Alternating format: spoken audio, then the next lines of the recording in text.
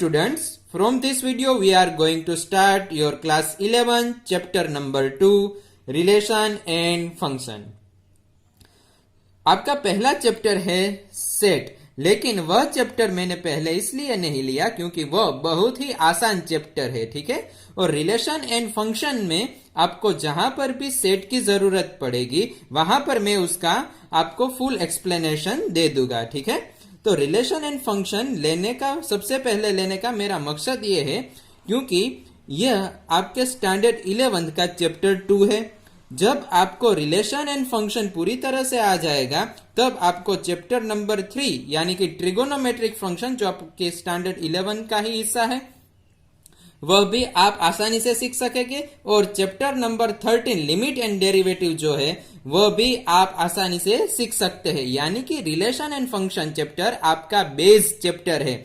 और देखिए ये चैप्टर आपके लिए कितना उपयोगी साबित हो सकता है, इसके लिए मैंने यहाँ पर स्टैंडर्ड 12th में जो चैप्टर्स आने वाले हैं आपके लिए उसका भी एक लिस्ट बनाया हुआ है। किस किस चैप्टर में ये चैप्टर आपकी एक बेस की तरह आपको मदद करेगा, ठीक है। तो देखिए स्टैंडर्ड 12 में चैप्टर नंबर 1 फिर से रिलेशन एंड फंक्शन, आप कह सकते हैं ये स्टैंडर्ड 11 में जो रिलेशन एंड फंक्शन चैप्टर है उसका ही सेकंड पार्ट स्टैंडर्ड 12 में है, relation and function first chapter, ठीक है। बाद में चैप्टर 2 इनवर्स ट्रिगोनोमेट्रिक फंक्शन। जब आपका रिलेशन एंड फंक्शन आपको क्लियर होगा तभी आप इनवर्स ट्रिगोनोमेट्रिक फंक्शन के अच्छी तरह से समझ सकते हैं। और जब आपका इनवर्स ट्रिगोनोमेट्रिक फंक्शन क्लियर होगा तभी आप chapter number 5 continuity and differentiability, जब कंटिन्यूटी एंड डिफरेंशिएबिलिटी आपको आ जाए तब chapter number 6 application of derivatives. अब जब आपको डेरिवेटिव्स अच्छी तरह से आ जाए तब आप चैप्टर नंबर 7 इंटीग्रल्स आसानी से सीख सकते हैं। और बाद में chapter number 8 application of integrals और चैप्टर नंबर 9 डिफरेंशियल इक्वेशन आप आसानी से सीख सकते हैं। यानी कि स्टैंडर्ड 12 में आपके टोटल 13 चैप्टर है। 13 चैप्टर में से 1 2 3 4 5 6 7 चैप्टर का बेस स्टैंडर्ड 11 का चैप्टर रिलेशन एंड फंक्शन है। इसीलिए मैंने सबसे पहले ये चैप्टर लिया हुआ है ताकि आप लॉकडाउन के समय में घर पे रहकर आप इस चैप्टर की अच्छी तरह से प्रैक्टिस कर सके, ठीक है। तो चलिए देखते हैं इस चैप्टर में हमें कौन कौन सी पढ़ाई करनी है, हमें कौन कौन से नए टॉपिक सीखने हैं। तो रिलेशन एंड फंक्शन में क्लास 11th में हमको ये 3 टॉपिक सीखने हैं। सबसे पहले हम सीखेंगे कार्टेशियन प्रोडक्ट ऑफ सेट, ठीक है। कार्टेशियन प्रोडक्ट्स ऑफ सेट्स यानी कि सेट की हम कार्टेशियन प्रोडक्ट करना सीखेंगे। और वह सीखने के बाद एक्सरसाइज नंबर 2.1 दी हुई है हमें टेक्स्ट बुक में। चैप्टर नंबर 2 है इसलिए एक्सरसाइज 2.1, ठीक है। कार्टेशियन प्रोडक्ट्स ऑफ सेट सीखने के बाद हम सीखेंगे रिलेशन, क्योंकि रिलेशन जो है वो कार्टेशियन प्रोडक्ट्स ऑफ सेट पर डिफाइंड है, ठीक है। और रिलेशन सीखने के बाद उसकी एक्सरसाइज है 2.2। रिलेशन सीखने के बाद हम सीखेंगे फंक्शन, क्योंकि फंक्शंस रिलेशन पर डिपेंड होते हैं। और फंक्शन की एक्सरसाइज है एक्सरसाइज नंबर 2.3। और ये एक्सरसाइज 2.1, एक्सरसाइज 2.2, एक्सरसाइज 2.3 हम कंप्लीट करेंगे। बाद में मिसेलेनियस एक्सरसाइज आएगी। ये कंप्लीट करने पर आपका chapter number 2 relation and function standard 11th का आपका कंप्लीट हो जाएगा, ठीक है। Let's start our first topic Cartesian products of sets. तो सबसे पहले मैं बता दूं कि कार्टेशियन प्रोडक्ट हमें करना है सेट्स का। तो सेट्स किसे कहते हैं? Set a well defined collection of object को हम क्या कहते हैं? सेट कहते हैं, ठीक है। अगर मैं आपसे कहूं कि आपका पसंदीदा नंबर लिखिए तो कोई लिखेगा 1, कोई लिखेगा 3, कोई लिखेगा 13, ठीक है। और मैं आपको कहूं कि आप 5 से छोटे नेचुरल नंबर लिखे लेस देन 5 तो आंसर आएगा 1 2 3 एंड 4 नेचुरल नंबर्स, रेडी, 5 से छोटे। तो देखिए यहां पर मैंने आपको कहा था कि आप अपना फेवरेट नंबर लिखिए। यहां पर मैंने आपको कहा कि ऐसा कोई नंबर लिखिए जो नेचुरल नंबर में भी हो और लेस देन 5 भी हो। ठीक है, तो ये देखिए, ये फेवरेट नंबर वाला जो हमारा सेट है वो पर्सन टू पर्सन वेरी करेगा। यानी कि कोई किसी को 1 नंबर पसंद है, किसी को 3 पसंद है, किसी को 13 पसंद है, कोई कहेगा कि मुझे तो सिर्फ 10 पसंद है, कोई कहेगा मुझे तो सिर्फ 0 ही मेरा फेवरेट है। तो ये फेवरेट नंबर यानी कि जो पर्सन टू पर्सन हमारी वैल्यू चेंज होती है उसको हम वेल डिफाइंड नहीं कहते हैं। यानी कि सेट को हम कैसे रिप्रेजेंट करते हैं? A well defined collection of object. यानी कि ये सेट वेल डिफाइंड नहीं है, जबकि ये सेट वेल डिफाइंड है। तो ये जो सेट है वो वेल डिफाइंड नहीं है, इसीलिए हम इसको सेट नहीं कहेंगे। ठीक है, और इसको ये सेट वेल डिफाइंड है तो अभी ये सेट बनेगा। ठीक है, यहां पर 1, 3, 13 का कलेक्शन सेट नहीं कहलाएगा क्योंकि ये वेल डिफाइंड नहीं है, पर्सन टू पर्सन वेरी होता है। लेकिन यहां पर ये कलेक्शन 1, 2, 3, 4 ये पर्सन टू पर्सन वेरी नहीं करेगा। आप किसी को भी कहेंगे तो इसका आंसर यही आएगा। ठीक है, इसीलिए इसको हम सेट कहते हैं। एक और एग्जांपल ले लेते हैं। जैसे कि मैं आपको कहूं कि आपके फेवरेट सॉन्ग्स का सेट बनाइए, आपके फेवरेट सॉन्ग का कलेक्शन कीजिए, तो वह सेट नहीं बनेगा क्योंकि वो पर्सन टू पर्सन वेरी होता है। किसी को कोई और सॉन्ग पसंद है, किसी को कोई और सॉन्ग पसंद है। लेकिन अगर मैं आपसे कहूं कि अरिजीत सिंह के सॉन्ग का से कलेक्शन कीजिए तो वो कलेक्शन हमारा सेट कहलाएगा। किस लिए? क्योंकि उसमें स्पेसिफिक अरिजीत सिंह के सारे सॉन्ग्स आ जाएंगे, लेकिन फेवरेट सॉन्ग वाला कलेक्शन हमारा सेट नहीं होगा। ठीक है, और सेट को हम कर्ली ब्रैकेट में डिनोट करते हैं। ठीक है, और जैसे जैसे हम आगे बढ़ेंगे वहां पर भी मैं आपको सेट के बारे में और भी डिटेल्स देता जाऊंगा। ठीक है, तो सबसे पहले हम यहां पर देखते हैं कार्टेशियन प्रोडक्ट ऑफ सेट्स। ठीक है, सेट के बारे में तो हमने जान लिया, अब देखते हैं Cartesian products of set. Given two non empty sets P and Q, यानी कि हमारे पास नॉन एम्प्टी यानी कि जो खाली ना हो, भरेले हो, रेडी, उसमें कुछ ना कुछ हो जो एम्प्टी ना हो। Given two non empty sets P and Q, the Cartesian product P cross Q is the set of all ordered pairs of elements from P and Q। देखिए, मैं आपको एक एग्जांपल लेके ये आपको समझाता हूं। Any two sets which is non-empty, suppose our first set A, और A में हमारे पास एलिमेंट है 1 and 2। ठीक है, second set we take B and elements of B is equal to 3 and 4। Ready, पहला हमारा सेट जिसमें एलिमेंट 1, 2 है, सेकंड सेट जिसमें एलिमेंट 3, 4 है। तो देखिए, मैं A सेट को यहां पे लिखूं ऐसे, ए सेट में हमारे एलिमेंट है 1, 2 और बी सेट में हमारे एलिमेंट है 3, 4। यानी कि फर्स्ट लाइन हमने देख ली, given two non empty set P and Q, जिसको हमने यहां पर ए भी कहा। The Cartesian product P cross Q is the set of, वो भी एक सेट है, of all ordered pairs of elements. तो चलिए देखते हैं ऑर्डर्ड पेयर हम किसे कहेंगे। तो यहां पर देखिए, हमें फाइंड करना है Cartesian product A cross B, यानी कि A cross B is equal to, हमें ऑर्डर्ड पेयर लिखनी है। देखिए, पहले यहां पर 1 है तो 1 को हम 3 से ज्वाइन करेंगे। उसके बाद यानी पे मैं यहां पर लिखता जाऊं 1 का 3 के साथ पेयर, बाद में 1 का 4 के साथ पेयर।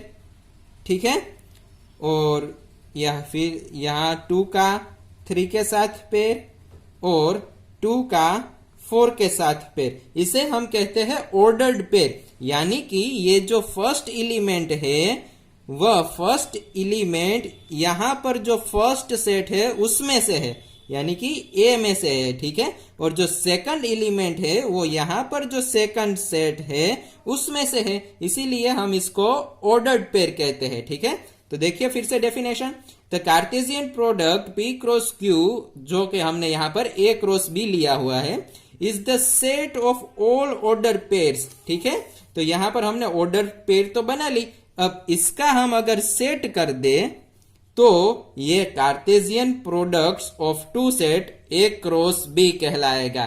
ठीक है, all pairs of elements from P and Q, यानी कि पी क्रॉस क्यू, यानी कि इसको मैथमेटिकल लैंग्वेज में लिखा हुआ है। फर्स्ट एलिमेंट कहां से, हमारा फर्स्ट सेट से यानी कि पी से, और सेकंड एलिमेंट हमारा कहां से, ये सेकंड वाला एलिमेंट कहां से लेंगे, सेकंड वाला एलिमेंट लेंगे Q belongs to capital Q, यानी कि क्यू वाले सेट में। ये साइन है बिलोंग्स टू का, यानी कि ये इसमें मौजूद है। ठीक है, तो यहां पर मैंने आपको एग्जांपल से इसको समझा दिया। अब इसकी प्रॉपर्टी, इसमें से हमें ऑब्जर्वेशन क्या मिलते हैं उस पर हम आगे बढ़ते हैं। ठीक है, तो फर्स्ट ऑब्जर्वेशन है हमारा, two ordered pairs are equal. देखिए साथ में समझते भी जाए हम, two ordered pairs are equal means, suppose मैं इसे लिखूं यहां पर X Y one order pair is equal to 1 2 second order pair. ये टू ऑर्डर पेयर इक्वल हो तो क्या कंडीशन होती है, two ordered pairs are equal if and only if the corresponding first elements are equal and the second elements are also equal।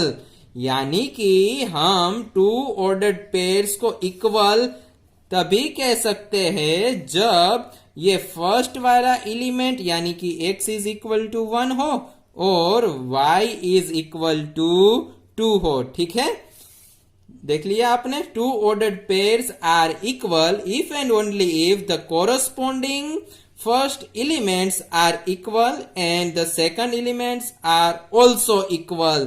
ठीक है, first element भी equal होना चाहिए और सेकंड एलिमेंट भी इक्वल होना चाहिए, तभी हम इसको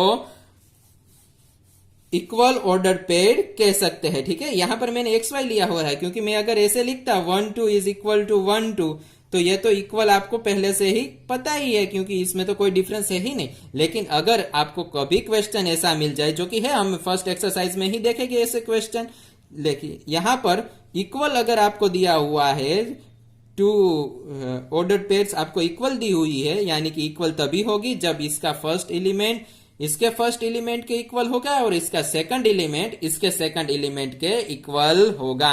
ठीक है, चलिए देखते हैं second, if there are p elements in A and q elements in B, then there will be pq elements in A cross B। It means number of A is equal to P, number of B is equal to Q, यानी कि number of element A में कितने हैं, P है, और number of element B में कितने हैं, Q है। Then number of A cross B is equal to PQ। चलिए समझते हैं इस सेकंड ऑब्जर्वेशन को, हमें क्या कहता है। देखिए हमने यहां पर एक एग्जांपल लिया था, इसमें नंबर ऑफ ए यानी कि नंबर ऑफ ए यानी कि ए में एलिमेंट हमारे कितने हैं, 2 है। Number of element in set B हमारे पास कितने एलिमेंट है, यहां पर 3 and 4, वो भी हमारे पास 2 है। देन हमें नंबर ऑफ कार्टेशियन प्रोडक्ट जब हमने की तब हमें कितने एलिमेंट मिले, 1 2 3 and 4, तो हमें 4 एलिमेंट मिले। तो देखिए यहां पर हमको यही कहना चाहते हैं ये लोग कि नंबर ऑफ ए सेट में अगर पी एलिमेंट हो आपके पास और नंबर ऑफ बी सेट में आपके पास क्यू एलिमेंट्स हो, तो number of A cross B में आपके पास पी क्यू यानी कि ये दोनों का मल्टीप्लीकेशन हो, जितना होगा उतने ही एलिमेंट आपको number of A cross B में मिलेंगे। ठीक है, यहां देखिए नंबर ऑफ सेट ए में कितने एलिमेंट है, 2, सेट बी में भी 2 एलिमेंट्स है, यानी कि 2 into 2 हमें मिलेंगे 4। ठीक है, अगर नंबर ऑफ ए यानी कि ए सेट के एलिमेंट 3 होते और बी सेट के एलिमेंट 2 होते तो हमें मिलता number of elements in A cross B is equal to 3 into 2 is equal to 6। ठीक है। देखिए यहां पर मैं आपको बता देता हूं एक एग्जांपल लेके। यहां पर है ए बी सी, मैंने ये पहला सेट ले लिया जिसमें 3 एलिमेंट्स है, और सेकंड सेट ले लूं जिसमें 2 एलिमेंट्स है। रेडी। तो यहां पर जो हमने किया था number of A is equal to 3, तो मैंने ए सेट में 3 एलिमेंट ले लिए। Number of B is equal to 2, मैंने बी सेट में 2 एलिमेंट्स ले लिए। ठीक है।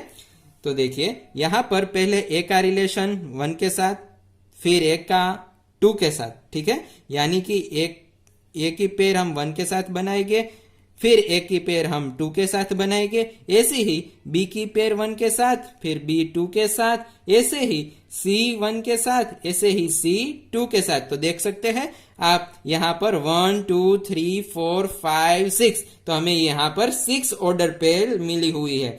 तो this second remark is very important. If there are p elements in A and q elements in B, then there will be pq elements in A cross B. ठीक है। अब चलिए देखते हैं third. If A and B are non-empty sets and either A or B is an infinite set, then A cross B will be an infinite set. देखिए बहुत ही आसान है। देखिए ए और बी हमें क्या कहा, नॉन एम्प्टी सेट, यानी कि ए और बी सेट में कुछ ना कुछ एलिमेंट तो है ही। एंड आइदर ए और B is infinite set, then A cross B will be an infinite set. देखिए एक एग्जांपल लेके यहां पर मैं आपको समझाता हूं। हमारे पास ए सेट है, ठीक है, मैं यहां पर ले लू 1 2 3, और यहां पर सेकंड सेट जो कि मैं ले लू नेचुरल नंबर। ठीक है। नेचुरल नंबर 1 से स्टार्ट होगा और इनफाइनाइट तक जाएगा, यानी कि ये सेट हमारा कौन सा है, इनफाइनाइट वाला सेट है। अब देखिए हम यहां पर ऑर्डर पेड बनाएंगे तो कैसे बनाएंगे, 1 का 1 के साथ, 1 का 2 के साथ, 1 का 3 के साथ ऑर्डर पेड, 1 का 4 के साथ, 1 का 5 के साथ। लेकिन ये सेट तो हमको ये तो इनफाइनाइट तक जाता है, कहां पर एंड होगा हमें तो मालूम ही नहीं है। इसीलिए यहां पर लिखा हुआ है आइदर ए और B is an infinite set, then A cross B will be an infinite set. ठीक है। तो ये भी इसका क्रॉस प्रोडक्ट भी, कार्टेशियन क्रॉस प्रोडक्ट भी हमें क्या मिलेगा, इनफाइनाइट मिलेगा। ठीक है। अच्छा चलिए फोर्थ रिमार्क पे चलते हैं। फोर्थ रिमार्क है हमारा A cross A is equal to ABC such that ABC belongs to A। अभी भी ये साइन को मैंने आपको कहा था, यानी कि इसमें है belongs to A। देखिए यहां पर A B C कहां से लिए हुए हैं हमने, A में से, और ये हमारा यहां पर एक ही सेट है। Here ABC is called an ordered triplet। ठीक है। देखिए इसका हमारे पास फर्स्ट एक्सरसाइज में ही एक एग्जांपल आ जाएगा, एक क्वेश्चन आएगा जहां पर ये आप अच्छी तरह से समझ सकते हैं। लेकिन फिर भी मैं आपको यहां पर एक एग्जांपल लेके यह फोर्थ रिमार्क आपको समझाता हूं। यहां पर है A क्रॉस A। तो हम पहले क्या करेंगे, हमें फाइंड करना है A क्रॉस A। ठीक है। तो सबसे पहले हम ले लेते हैं A सेट जिसमें हमारे पास एलिमेंट है 1 2। ठीक है। तो हम यहां पर A सेट 1 2 1 and 2, यहां पर भी ए सेट 1 and 2। ठीक है। अब हम पहले इनका क्रॉस प्रोडक्ट करेंगे। ठीक है। यानी कि ए क्रॉस ए की ऑर्डर पेड लिखेंगे। तो ए क्रॉस ए की ऑर्डर पेड यहां पर हम लिखेंगे 1 की 1 के साथ, फिर 1 की 2 के साथ, फिर 2 की 1 के साथ, फिर 2 की 2 के साथ। ठीक है। ये हमारा आंसर आ गया ए क्रॉस ए, यानी कि ए का कार्टेशियन प्रोडक्ट विथ ए। ठीक है। अभी भी एक बाकी है, यानी कि इसका भी हमको कार्टेशियन करना है ए के साथ। और ए में कितने एलिमेंट है हमारे पास, 1 और 2, सेट तो इक्वल ही है 1 and 2। तो देखिए अब क्या होगा, यहां पर ए क्रॉस ए में हमारे 4 एलिमेंट है और ए में हमारे 2 एलिमेंट है, यानी कि हम इसका क्रॉस प्रोडक्ट करेंगे तो हमने जो अभी प्रीवियस प्रॉपर्टी जानी उसके हिसाब से 4 into 2 हमको 8 एलिमेंट्स मिलेंगे। ठीक है। यहाँ पर फर्स्ट एलिमेंट हमारा आएगा 1 1, जो कि यहाँ पर 1 के साथ ज्वाइंट होगा, यानी कि 1 1 1।